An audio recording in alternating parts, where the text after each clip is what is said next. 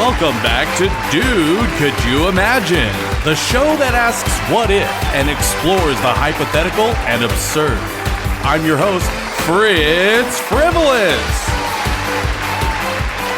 Now let's meet our contestants and explain the rules for our audience. The rules are simple. Our two contestants, Will and Tom, will place these neural transmitters on their heads, and then they will be placed into a deep coma-like state. From this point, I will ask them a question or give them a scenario to which they must answer, all while the neural transmitters give us a glimpse into what they are imagining. So, Will and Tom, are you ready? As ready as I'll ever be. Indeed. Well, you heard him, folks. Let's get ready to play Dude, Could You Imagine?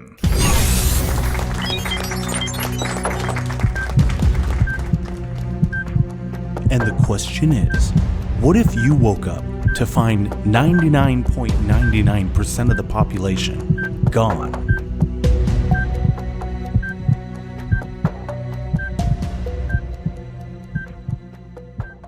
Okay there, William. Okay there, Tom. We have the question. We do. we have the question that Fritz has given us, and that is, what if you woke up to find 99.99% of the population gone? So let's see. That's 1/10,000th. That's one out of it. Is that one out of every? Yeah, it's one out of every 10,000 people is still here. I think, so like with roughly 7 billion on Earth, What is that? 70 million or 700 million? No, wait a minute. Am I doing the math wrong? I don't know. I'm looking for a calculator. I want to look it up. I think 70 million might be it. I think you might have hit it.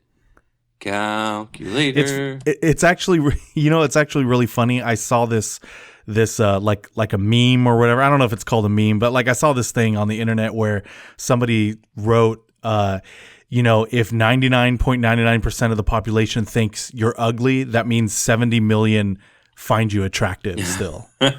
It was either 70 million or 700 million. I can't remember. Okay, so I do believe that we're up to 9 billion people on the planet, if I'm not misremembering it.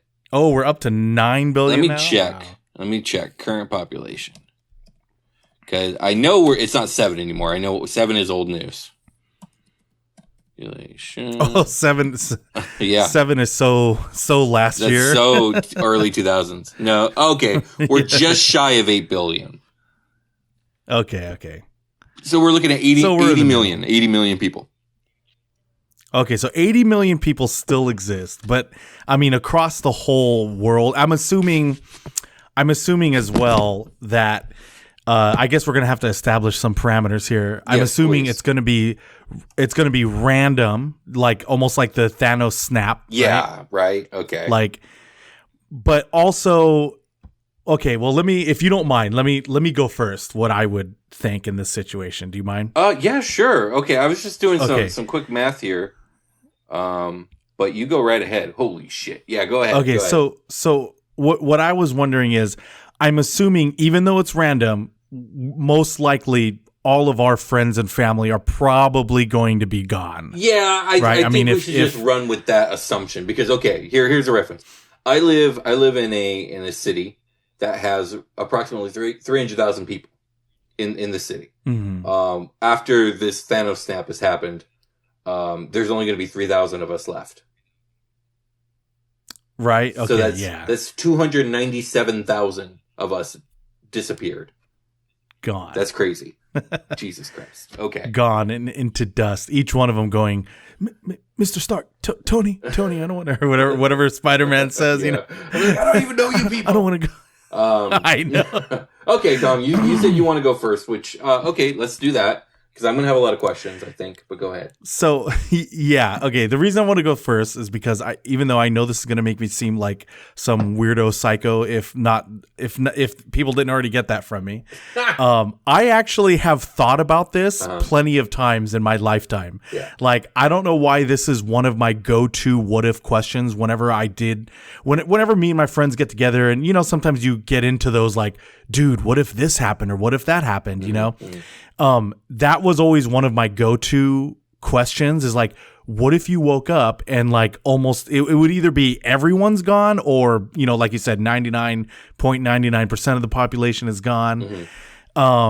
And I've always thought about this. And to be completely honest, the first thing I always think of is like, okay, so I'm waking up, right? Because that's the parameters. You wake up and 99.99% are gone. Yeah. So the first thing I would do is obviously walk around my house because I would notice that, you know, I'm assuming animals are affected as well. Like, would my dog Chewy still be there? I had thought of that. I was thinking only people. Okay, yeah. Let's As do a matter of fact, let's go with only people because if we start including other living things, we're talking about complete collapse of the ecosystem. There's no point in doing anything because we're all dead. yeah, exactly. Okay, so just people, and so I know the first thing I would notice is that Chewy would be sleeping on my wife's side of the bed, and so which would make me think like, where the hell is my wife? Yeah. Like, because like even on work days, like I get up with her before she goes to work. I see her off to work, and then I go back to bed usually. Yeah. So I would be like, well, where the hell is she? And then I would walk around, notice my mom isn't around either, and I'll be like, okay, that's strange. I was like, but I know my mom sometimes she's a part of this like hiking group, like for elderly kind of people, you know? So with her, I might think like, okay, somebody picked her up because I would have noticed that her car is still there. Your mom's somewhere on a hill. She's not. yeah, right. That's what I would think. I would think, okay, a friend of hers probably picked her up. They probably want to go do that. My wife, with her car still there, that would trip me out. Yeah. I would definitely start like calling. Oh, you know what? But then I would call and her phone would ring in the room. I'm assuming she disappeared in the night. Like, you know. So that raises some questions. How long before you wake up does everyone disappear? How long does certain infrastructure just keep kind of running on momentum before it kind of starts to fall apart? Like, granted, like I would imagine that you could probably make phone calls within the first few hours, right? Maybe the first few days. I don't know. I don't know anything about that stuff. But I would imagine that like a lot of the communication stuff would start to go down. That would be some of the first stuff to go down. That being said, I think you would be able to call, and yeah, you would notice that the phone would go off. Here's another question: are we saying they just vanished? Right? There's no sign that they were killed or anything like that. They're just gone. That's how I always pictured it. They're just literally gone. Yeah, that's what I figured too. I just want to make it clear.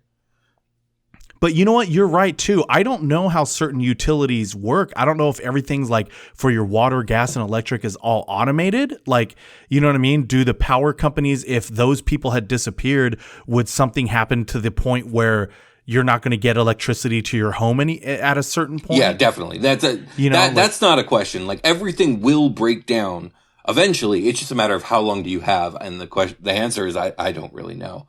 Like, when will water stop flowing? When will electricity stop, being connected? When will the phone line, the landlines go down? All that stuff. I don't know, but it will eventually. Yeah, that's true. Mm-hmm. So I'm assuming though, probably not at the beginning. Yeah. Like, you know what I mean? But it would trip me out. But here is actually, I know that I just took the longest route to get to my point here. but the point is, and this is where I'm gonna come off as being very weird. Okay. Oh boy, here we go. I would automatically assume this is some elaborate prank on me. You know what I mean? That's interesting. Like, I don't know why. Yeah, right? That's what I mean. Even I understand that this seems weird. Like, why would someone think that? But whenever I've talked about this type of a scenario, that is the first thing that comes to my mind. I know that I would feel like, I would feel like around every corner somebody's hiding, waiting to come out and laugh at me or something. You know what I mean? Like I just feel like, I just feel like that's what I would do.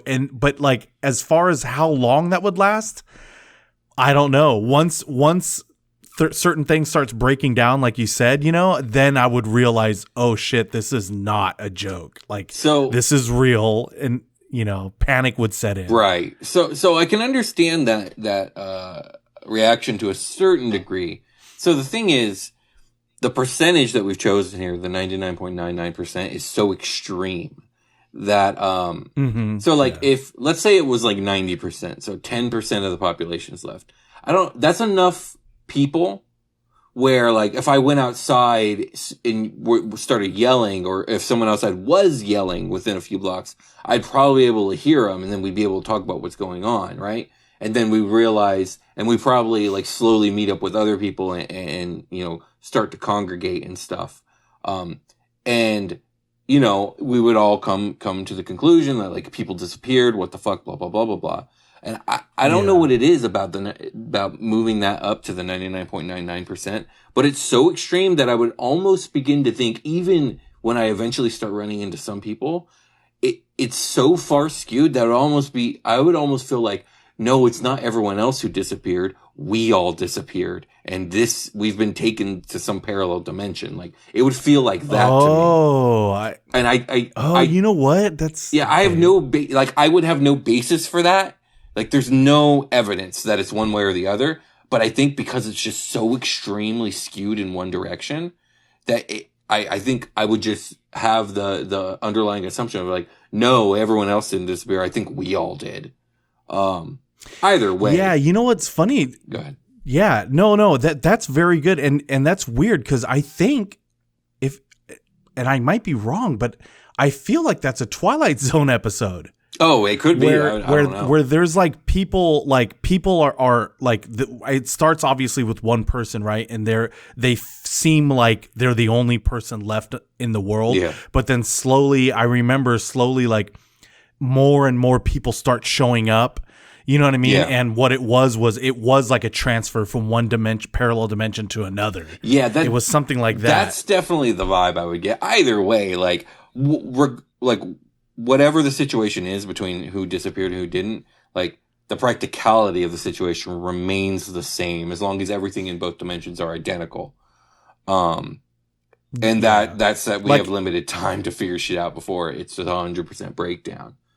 But go ahead. Yeah, that's the part that I really am kind of curious, is, like, I would have no idea. I couldn't even start to guess at when that kind of a breakdown would occur if this happened. But I do know, like, on my street, I don't know how your street is, but, like, mine is actually, it's a cul-de-sac. It's very low traffic, very quiet. So, like, you know, even if I went outside thinking that my mom and Ashley are playing a prank on me, and or maybe not even playing a prank on me, maybe that they're just outside and I just didn't hear them and I didn't wake up or whatever. You know, even walking outside in my neighborhood, it might not even trigger that effect on me, because there's not somebody outside all the time. Yeah. You know what I mean? Like, so, like, unless I got so worried to the point where it's like, okay, like, I need to drive off of my street, that would probably be the first indication where I'm like, oh, this is a large scale problem. Right. Okay. You know?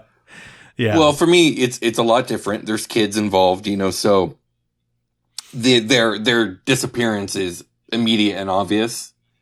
And, as well as, like, I work from home. My fiance works from home. Her mom, she doesn't work. You know, she's, you know, she doesn't need to work. And, my father-in-law, he does work. So he would, like, be the only person who should be gone, like, when I wake up. Usually when I wake up, the whole family's in the living room and my baby is banging on my door trying to get me up.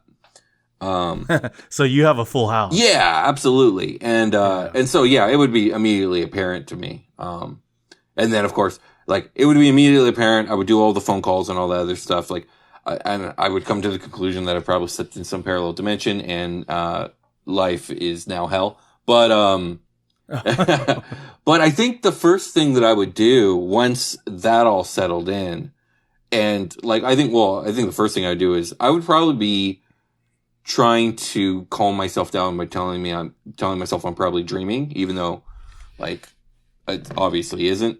But the first action that I would take would be to drive down to a department store of some sort, for supplies and stuff like that. Hoping that I run into people who think the same thing. But also, one of the things that I would pick up there is a megaphone. A few megaphones, right? Especially if I get there and I don't hear or see anyone, Because then it's time to start looking for people and pulling out the megaphone and trying to attract people to me. Because if society is if that many people disappeared, like we have a limited amount of time to try and like congregate and get like little batteries of human, little pockets of human population together to keep going. You know what I mean? Yeah. Now this is difficult. 99.99% is very bad because, like, again, let's say this was 90%, and let's say all that stuff happens and everyone gathers at the Walmart and we're all talking through it, trying to figure out what the fuck to do before everything goes down. Like, but from that 10% of people, like, there's going to be some people who are skilled with, construction and tools, electricity and circuits. There's going to be people who are programmers. There's going to be people who are in the health profession. There's going to be a pool of people with a bunch of different skills. That's true. That varies from location to location, but living in Southern California where, it's just a big population with a bunch of industries everywhere. Like, I got a pretty good shot at that. Now, when you whittle it down to 0.01%, like, then, like, if you got a single doctor, you're like, thank God. But the point... Yeah, I know, for real. Yeah, but the point is, like, my goal would be to bring as many people together as possible. Also, definitely leaving where I live now, because where I live now is basically in a desert. And we need to get to a place that has, like, better weather and rain. Like, honestly, it's like, hey, let's all drive to San Diego. Today's show is brought to you by Mike's Unwanted Military Surplus. Want to buy what the military throws out? At Mike's Unwanted Military Surplus, one army's trash is another man's treasure. Mention this ad and receive an additional 15% off your total purchase. Once again, that's Mike's Unwanted Military Surplus. We are also sponsored by Patreon. Looking to become more than just a patron? Become a Patreon member at patreon.com/dude could you imagine and show your support. And finally, Apple Podcasts. Take a bite into the apple and leave us a review on Apple Podcasts.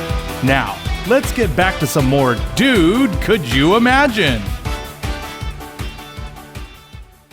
Yeah, I know. It's like, hey, let's move into any. Oh, that's interesting. What wasn't there? Who was it? Was it Fred Armisen? No, not Fred Armisen. I forget the actor now. There was a Saturday Night Live comedian that he was in a show. It was called I think it was called The Last Man. Or something like that. Mm-hmm. And it was kind of like the same thing where he thought he was the last person on Earth, but then he starts to run into pockets of other humans. Okay. You've never seen that show? No, never. Oh man, it was pretty funny. It was kind of interesting. Interesting. The guy, the main character was kind of he was kind of a weirdo though. You know what I mean? Like, yeah. But the reason why I wanted to bring that up was and the movie. You remember, I think we talked about it recently in another episode, The Mist. Yeah. And when you were talking about pulling people together, it's just, I hope you wouldn't get a group like that. You know what I mean? Yeah, I think guess the difference here is that there aren't like monsters outside. You know what I mean? Yeah, like, that's what I was going to say. We're trying to just survive, the same world that our ancestors have tried to survive for 100,000 years. But yeah. But and I didn't mention one of the things I would do pretty early on is go through my contact list and just see if anybody made it, and if anyone made it, I would try and get them to join in my plan. But I said San Diego as a slight joke because good weather and all that, but San Diego is actually a very, very good choice, partially because of the weather. It's very pleasant weather with good rain not year round, but a good amount of rain per year. But also it's a coastal city, which is important because, 50 years from now, maybe 20 years, maybe 10 years from now, when society is trying to rebuild, being on the coast is important because other communities, you're going to have better access to them via ship. Yeah, that's true. And plus you want beachfront property. Sure. Absolutely. There's also, there's a lot of infrastructure there. There's a military base there, if your community gets big enough and needs to arm themselves, there's a lot of stuff there that you can have access to. You know what I mean?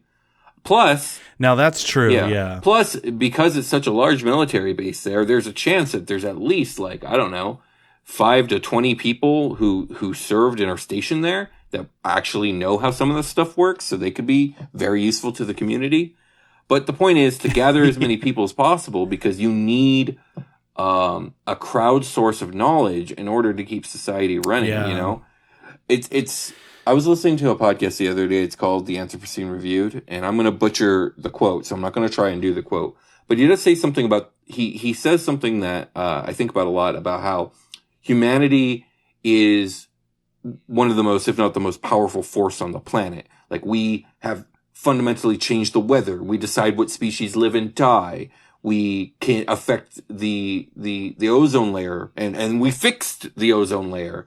Like, we can travel to the moon. We could do about all this crazy shit that we can do. But like, me as an individual, I have no way of actually feeling that power, because I don't get to choose who lives and dies, what species make it and what don't. I don't get to choose how we treat our planet. I don't get, I'm not the person who knows how to get us to Mars. And the fact is that, like, not a single one of us can do any of those things, for the most part. Yeah. But all of us together can do and do all of those things. So it's like, our power as a species comes from our ability to work together. And we are definitely a greater than the sum of our parts. And that's the only way, especially with the population whittled down this low. Like, even with this plan, I don't know how, because like, it also depends on other people trying to pull it off too, and then making those connections. But yeah, it would all depend. Yeah, if you can get it together, you're right. Your chances for surviving, I think, like, probably increases exponentially. You know what I mean? Like, yeah. And another thing is farmers. Anyone who knows how to grow or outgrow, that's going to be important, because we need to feed people, and like, all the food and all the stores in all the world isn't going to keep us fed, because all of it will go bad eventually. Granted, we have a pretty good, like, what's the word I'm looking for? Like, kickstart, because we have the processed prepackaged food, but also we have canned food. And like, with only 0.01% of the population being around, you could probably forge through the supermarkets of all of Southern California for decades and keep the populace fed on canned foods alone. We'd all have high blood pressure, but we'd be alive.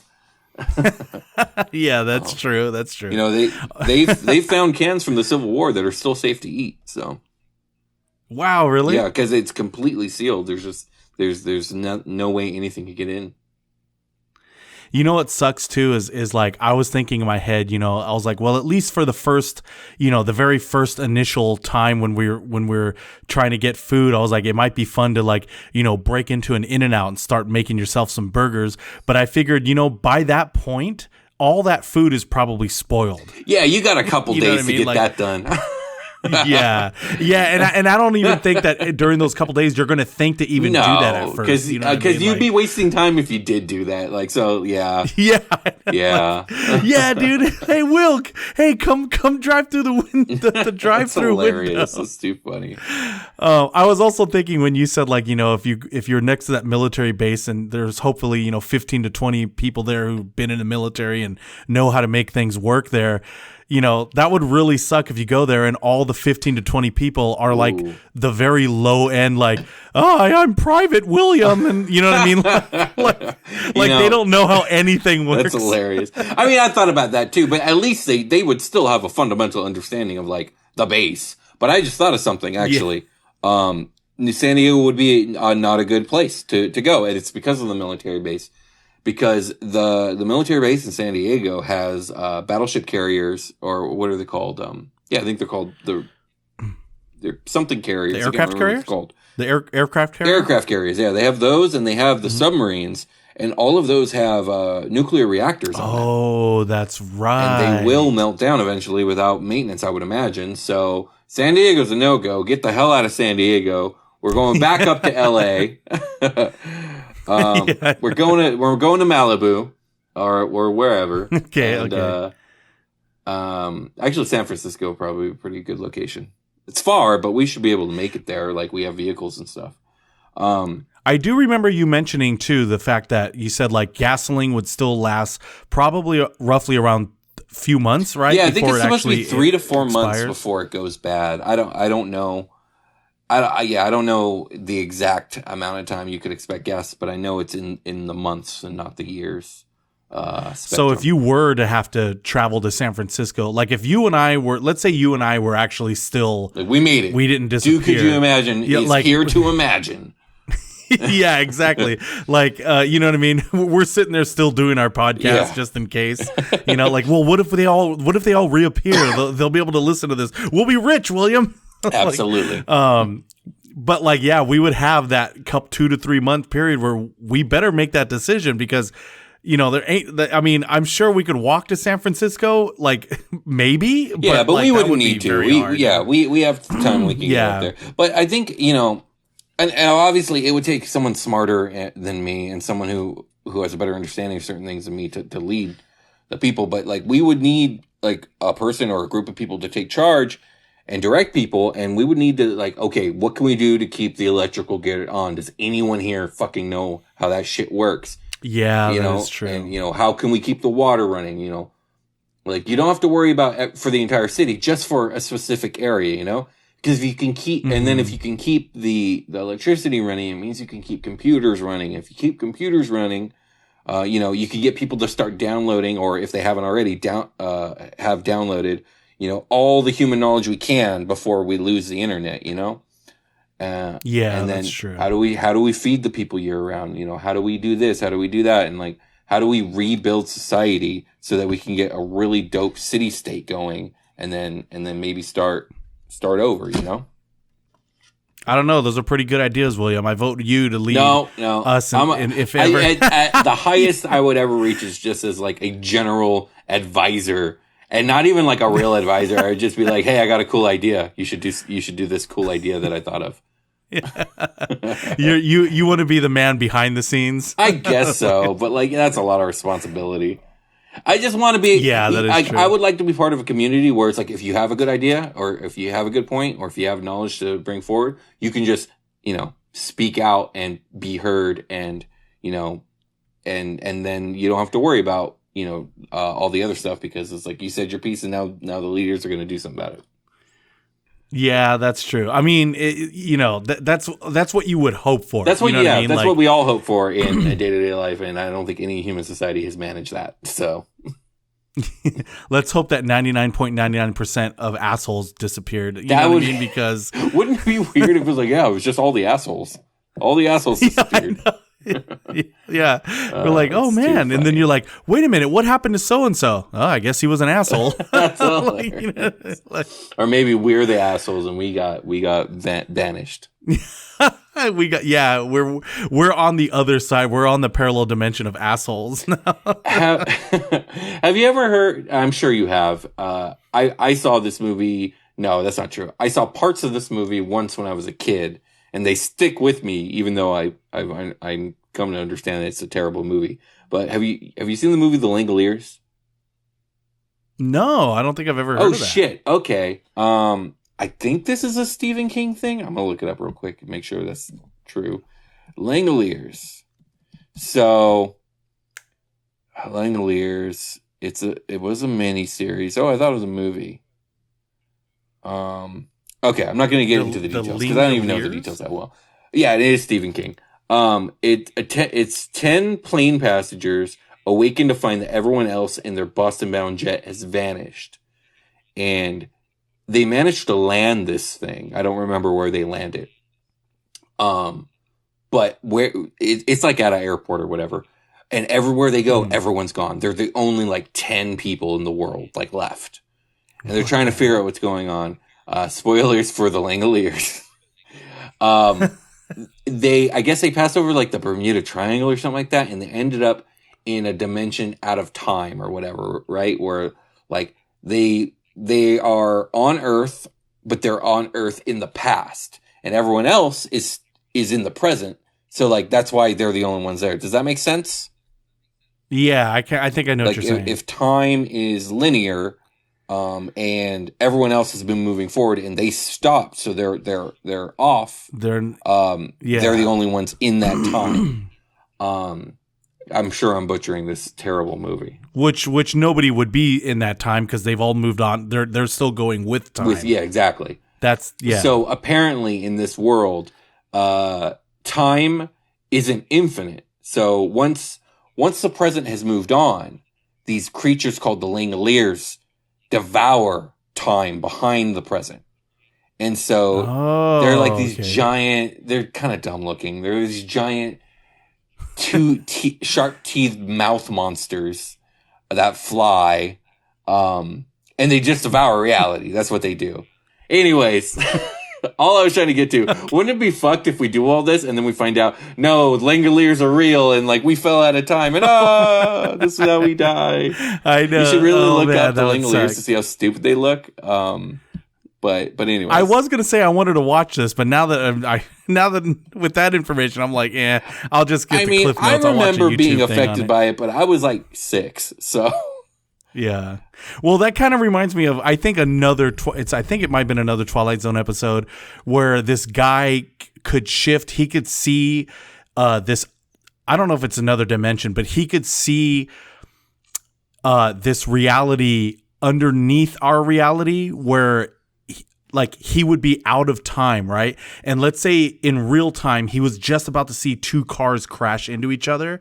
All of a sudden, time would stop and he would see these faceless blue men. I think they were blue. Oh, you've told me. They were wearing me overalls. About this. Yeah, and then he would see them making dents in the car because they're the ones that are making everything occur. Right. Right. So that but we don't perceive them. We can only see it in real time. That's crazy. You know, it kind of reminds me of something like that. That is kind of like that. I just pulled up some Langoliers and they're ridiculous looking in the best way possible, But yeah, I would get Langolier vibes for sure from this situation of being a member of the 0.01% of the survivors of whoever snapped this into existence did a much more thorough job than Thanos ever did. Yeah, I know, right? But yeah, I don't know if there's anything you want to add to that. That would be my game plan, and also I would forever be living with the shock of losing my family, as always on this show. Yeah, I know, right? I was going to say, no, I don't have anything to add because that's exactly how I was picturing this unfolding as well. The only thing I could add is, dude, could you imagine? Thank you, everyone, for tuning in. Once again, I'm Fritz Frivolous, and this has been Dude, Could You Imagine? If you would like to support our show, you can join our Patreon at patreon.com/dudecouldyoumagine. Or leave us an Apple Podcast review. Don't forget, we would love to hear from you, and you can subscribe to us on Instagram at dude_couldyoumagine, on Twitter at DCYimagine, and on our YouTube channel where you can leave a like and a comment. You can also let us know what you are imagining by emailing us at dudecouldyoumagine@gmail.com. Until next time, folks, this is Fritz Frivolous reminding you to keep on imagining. Well, to San Francisco, if you and I were, let's say you and I were actually still, we made it. We didn't disappear. Dude, could you imagine? Is here to imagine. Yeah, exactly. You know what I mean? We're sitting there still doing our podcast just in case. Well, what if they all reappear? They'll be able to listen to this. We'll be rich, William. Absolutely.